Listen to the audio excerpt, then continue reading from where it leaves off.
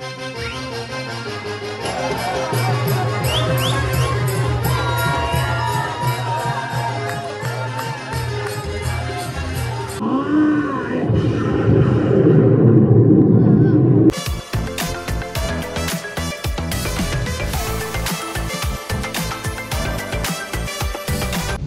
मित्रांनो, आम्ही आता चाललो आहे इकडे मुंबईतले सगळे मानाचे मोठे गणपती बघायसाठी. माझ्यासोबत माझी ऑफिसची गँग आहे पाठीमागे. खरं तर आम्ही ट्रेनने जाणार होतो, पण इकडे खूप आम्हाला पाऊस मिळाला आणि ट्रेन पण लेट होती. ट्रेनला गर्दी पण भरपूर होती, म्हणून आम्ही डायरेक्ट इकडून ओला केली. आमच्यासोबत आमचे ड्रायव्हर काका आहेत. काका नाही, दादा आहेत. इकडे पाऊस पडतोय. आता आम्हाला तिकडे पोचायला किती वेळ लागेल काय माहिती नाही. तोपर्यंत आम्ही थोडा झोपून वगैरे घेतो. डायरेक्ट तिकडे गणपतीच्या इकडे गेल्यानंतर कॅमेरा चालू करतो. पावसातून शूट करायला मिळेल की नाही तेही आम्हाला काही आयडिया नाही. हा आहे परळच्या राजाचा एंट्री गेट.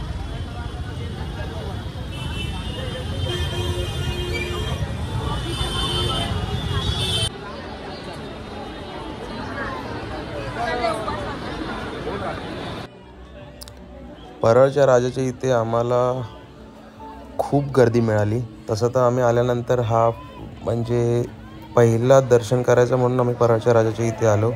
तर इथे आल्यानंतर आम्हाला कळालं यांचे गेट पास वेगळे काढावे लागतात, कारण मेन लाईनमध्ये खूप गर्दी होती. तर आम्ही गेट पास काढले.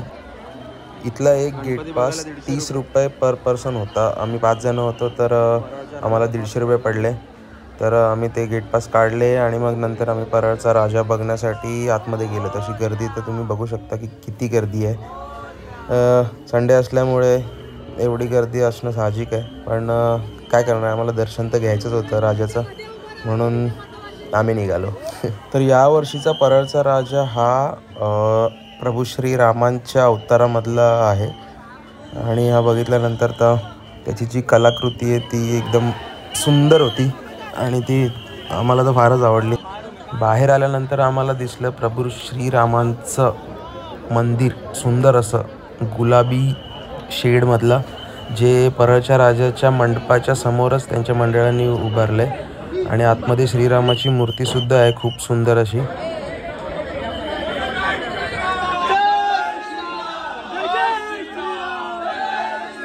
परेलच्या राजाचं दर्शन आमचं घेऊन झालं आहे. आता आम्ही आलो आहे परेलचा इच्छापूर्ती हा गणपती बघायला.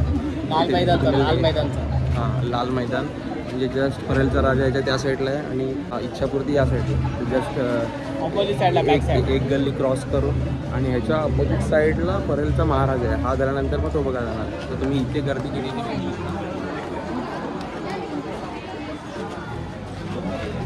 या गर्दीतून जायचं आहे. मी तुम्हाला सांगतो, खरंच येऊ नका इकडे. मोबाईलवरून बघा. काय करायचा, या तुम्ही, मजा येते गर्दीमध्ये, फुल मजा. एकटा असल्यावर मजा नाही येत, यांना मजा येते. आम्हाला काय, तू वर्षातून एकदा येणारा माणूस. दांडेकर आहे ना तू. दांडा हातात घेऊनच ब्लॉग बनवतो. त्याशिवाय ब्लॉगर नाही बनवू शकत. मी तुम्हाला ओळख करून देतो. हा माझा जुन्या माझ्या ऑफिसमधला कलीग निखिल बोरिवली डॉन. मी बोरिवली लोकेशनला होतो, हा अंधेरी सीप्स लोकेशनला होता. तर तो आणि त्याचे फ्रेंड्स आले. तिचं नाव काय? तिचं नाव सायली. आणि आपली भीमाशंकर क्वीन तुम्ही ओळखली असेल, भावना. आणि हा पण माझ्या ऑफिसमधला कलीग आहे कृष्णा. ओलंपचा राजा. हा ठाणे लोकेशनला होता, मी बोरिवलीला होतो, हा सीप्सला होता. असे आम्ही 3 जण मिळून 3 लोकेशन हँडल करत होतो जेव्हा आम्ही आमच्या जुन्या कंपनीमध्ये होतो. अजून एक होती भीमाशंकरची दुसरी क्वीन, पण ती आली नाही. ती घरी बसून हा ब्लॉग बघेल. तर आमची लाईन थोडी पुढे सरकते. आम्ही बघू, डायरेक्ट तुम्हाला दर्शन दाखवतो. लाल मैदान सार्वजनिक गणेशोत्सव मंडळ परळ.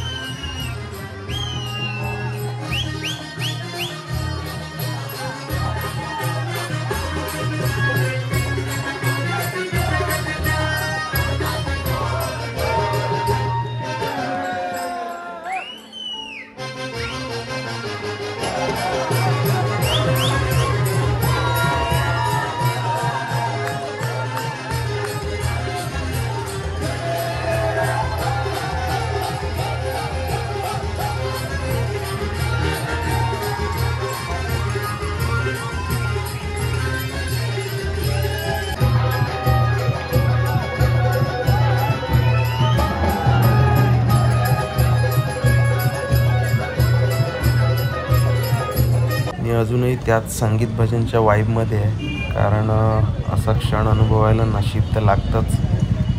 पण खरंच खूप सुंदर होतं ते संगीत भजन. अक्षरशः तिथे उभं राहून तर अंगावर काटाच आलेला. तर लाल मैदानमधला गणपती बघून झाल्यानंतर आम्ही थेट आलो परळचा विघ्नहर्ता बघायला. आणि इथे येऊन आम्हाला समजलं की इथे तुंबाड जो मूवी आहे त्याचा एक चलचित्र आहे. तर आम्ही तो बघण्यासाठी डायरेक्ट इकडेच आलो आणि बोललो हा बघितल्याशिवाय तर घरी तर काय जाणार नाही, कारण त्यांनी बाहेर एवढी थीम एवढी खतरनाक करून ठेवलेली आणि आतमध्ये ही खूप सुंदरच आहे थीम. तुम्ही बघाल आतमध्ये जाऊन. कान कशाला पुढे घेऊन येतो तो बिचारा एवढा ओरडून बोलतोय तरी तुला ऐकायला येत नाही. मला त्याच्या तोंडात ऐकायचं. काही बिचारा जरा वेगळं बोलतो म्हणून बुधा कुठे काय ते बोलतो.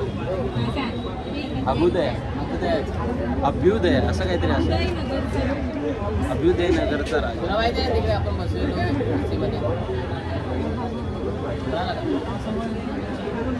पूर्ण तू माझा मोबाईल घेऊन बसलेला नाहीतर कोणाचा होता बघायला.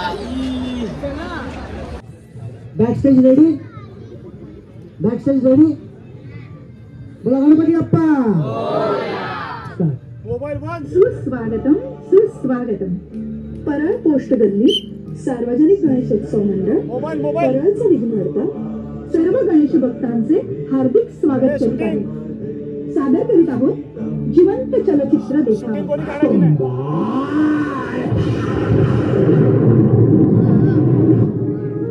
ही आहे समृद्ध देवीची मूर्ती. महाराष्ट्रातील रत्नागिरी जिल्ह्यातील खेड तालुक्यातील तुंबाड येथील हे मंदिर. या देवीचा लाडका पुत्र आहे हस्तर.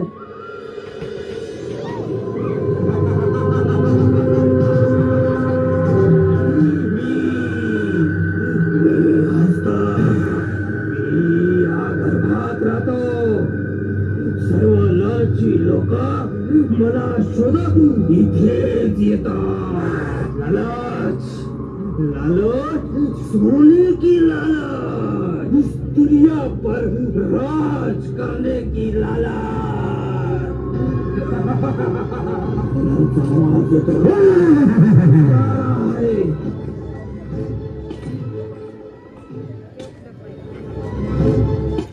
अस्तर कहाँ है तो?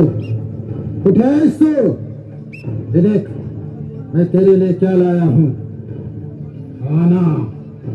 तुझे चाहिए खाना और मुझे चाहिए सोना. उठे इसको. ये माझ्या समोर. चल ये. जन्म से मैं देव और कर्म से राक्षस.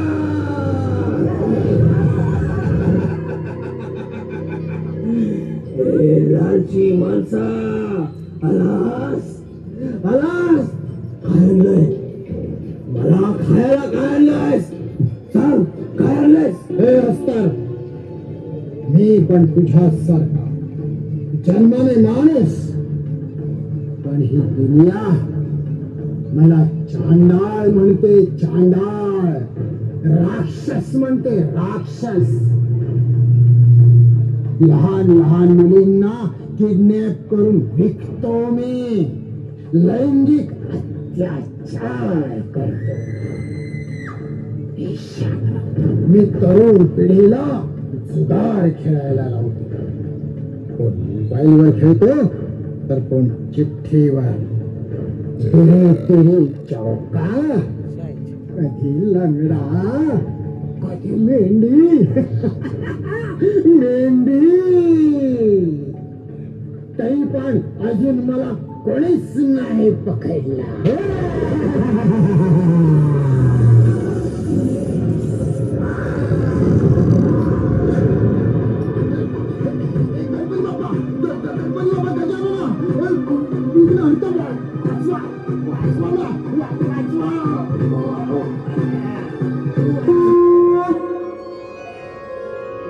वक्रतुंड महाकाय.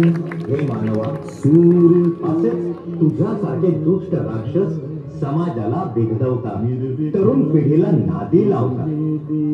लालचीपणा तुमचं आयुष्य उद्ध्वस्त करतो.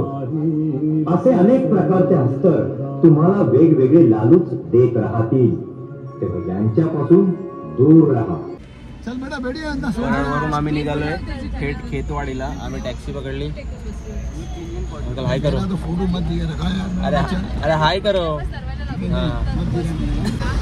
परेलमधले ऑलमोस्ट गणपती आम्ही कव्हर केले जेवढे जमतील तेवढे.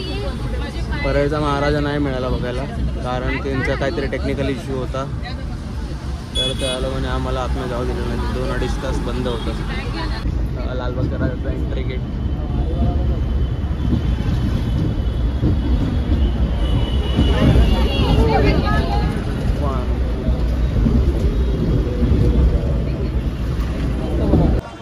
तर आम्ही आलोय खेतवाडीमधल्या गल्ल्यांमध्ये इथल्या बाप्पाचे दर्शन घ्यायला. इथे टोटल किती गणपती असतील अंदाजे? 13 गणपती. म्हणजे 13 गल्ल्यांमधले 13 गणपती आज होतील का कवर? तू उद्या यायचं परत. आजवरती डिपेंड आहे. गर्दी नसली पाहिजे. असेलच गर्दी. संडे म्हणजे गर्दी तर असणार. बघूया आज काय काय कवर होतंय. खेतवाडी 4थी गल्ली. खेतवाडीचा राजा. या खेतवाडीच्या बाप्पाची मूर्ती ही शाडूच्या मातीची आहे. जसं त्यांनी बाहेर बॅनर लावलेला. जेव्हापासून या मूर्तीची स्थापना झाली तेव्हापासून हे मंडळ शाडूच्या मातीचीच मूर्ती बनवतं.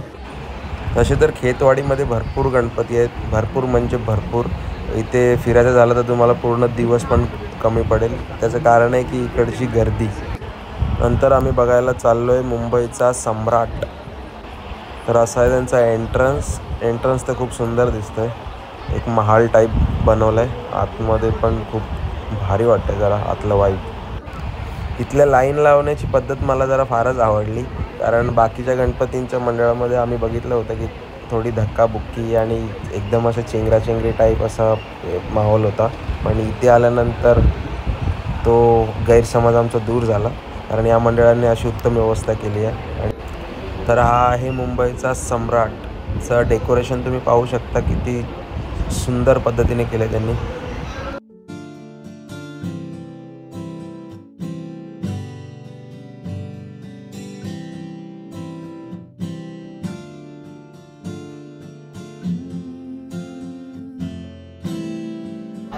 खेतवाडी 8व्या गल्लीच्या लाईनमध्ये. निखिल कुठे? तिकडे उभा आहे. झोप आले. किती वाजले? चला नंबर आला. तरी इकडे जास्त लाईन नाही आहे 8व्या गल्लीमध्ये. बाकीच्या गणपतींना खूप लाईन आहे. खेतवाडी 8व्या गल्लीचा गणपती.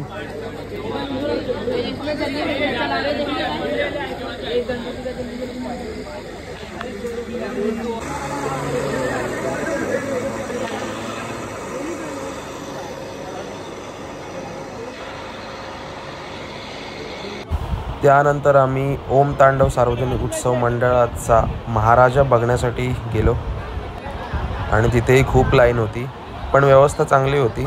लाईन एकदम व्यवस्थित सिंगल लाईनमध्ये सोडत होते.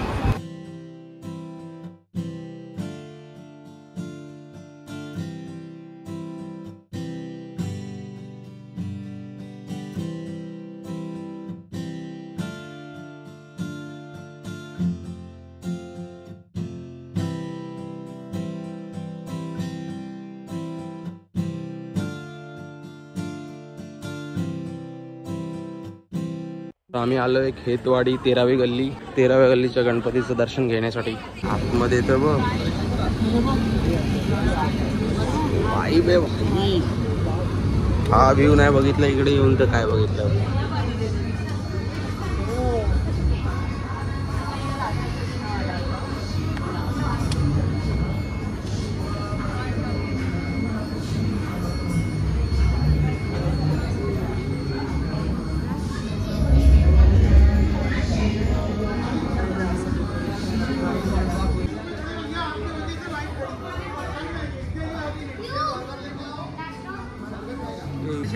ही एक मूर्ती मला फार आवडली. महादेवाच्या अवतारातील ही मूर्ती उभी असलेली. अरे मस्त आहे. खाऊन बघ ना.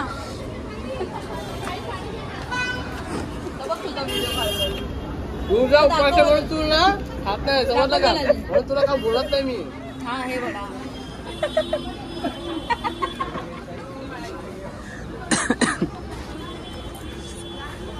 खा बाळा खा. हे बघ शांतपणे खाऊ द्यायचं. भूक लागली ते एक तरी खाऊ देत नाही. आमचं गणपती दर्शन झालेलं आहे. जेवढे गणपती कव्हर करता येतील तेवढे आम्ही कव्हर केलेत आणि ग्रँड रोड स्टेशनला आलो आहे. आणि स्टेशनला आलो त्याच्या आधी सगळ्यांना भुका लागलेल्या म्हणून या लोकांना इडली वडे घेतले. हा एक बकासून उभा राहून खातोय. जेवढे गणपती बघितले असतील ते तुम्हाला नक्की आवडले असतील तर आपल्याला कमेंट करून सांगा. आणि माझ्या चॅनलला सबस्क्राईब करायला विसरू नका. माझ्या चॅनलचं नाव आहे बॉईंग शॉर्ट्स. बाय.